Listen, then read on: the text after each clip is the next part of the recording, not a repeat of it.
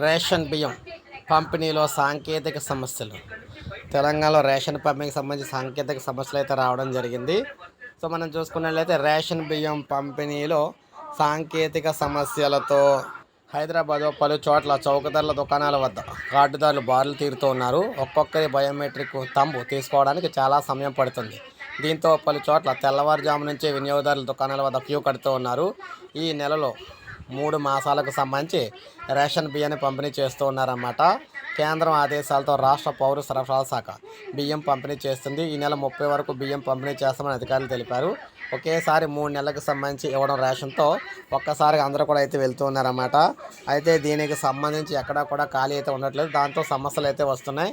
సర్వర్లు కూడా సరిగ్గా పనిచేయకపోవడంతో ఆగిపోతున్నాయి అన్నమాట.